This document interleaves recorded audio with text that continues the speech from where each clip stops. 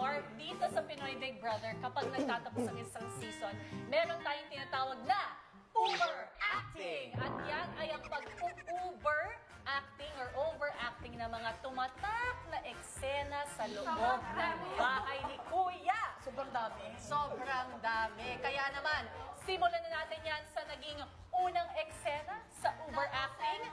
Housemates, watch this.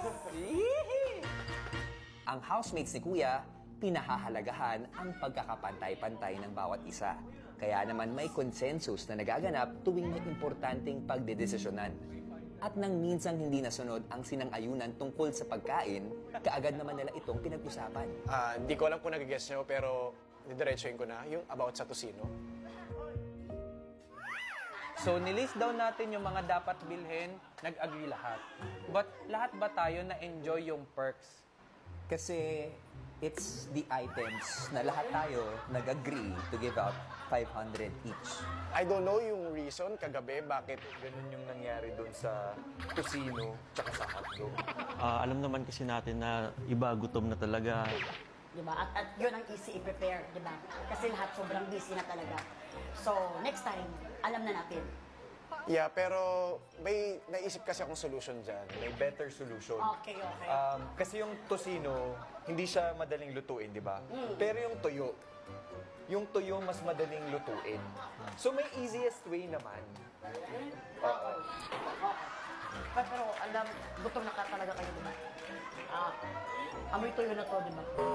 Hindi, kung nagkamali, okay lang. Hindi naman perfect eh. Hindi perfect. Hindi perfect, di ba? Kahit matatanda, nagkakamali. Kahit yung bata nagkakamali. Yung mukhang matanda, nagkakamali. Kahit yung amoy tuyo. Amoy tuyo, nagkakamali. Okay, gusto niyo amoyin to? Amoyin mo nga. Amoyin mo nga, Patrick. Palakpakan mo natin si Bella yun. At syempre si Joby and Nestor. Down pa. Pero eto na nga, bumalik tayo sa tanong. Maaga tong nangyari sa season na to. Pero naisip nyo ba na what ifs? Ang dami. Oo, ang dami na nung kunwari, hindi nangyari ba ito? Meron ba kayong mga what ifs noon? What if hindi na lang kami bumili ng tocino? Pero that's really good thing na what if ko lang naman. Actually, wala naman po kami nagsisisihan sa araw na yon. Pero isa lang po yung na-curious ako. What if kung hindi po kami nag-voice out, may iba po kayang mag-step up para ma-address yung issue? Yun.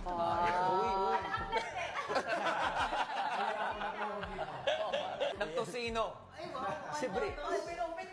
Siguro ang what if hindi ako nagpa-pressure sa sitwasyon. Kung ano man na nangyari dito sa bahay, iwan na lang. Kasi naging pamilya naman kami. And of course, Dom, Pat, mag-tocino date tayo. Namin yan! Tosilog. Tsaka kuan yun, one for the books yun, sa barkadahan ninyo. Oo. Kasi eto na nga, hangad namin na wala nang mag-aaway sa future para sa inyo, sa tocino na yan. Kaya naman, narito, may dala siyang regalo para sa inyo. At isa ito sa pinakakalaban talaga ng ating Big Four last week. Kaya naman, pasok ka na! Abangan nyo din, isa sa pinakakalaban nyo talaga last week.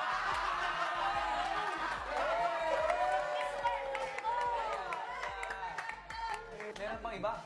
At may letter. Sa big winner! Ano sabi niya? Batiin na tayo, please! Victor,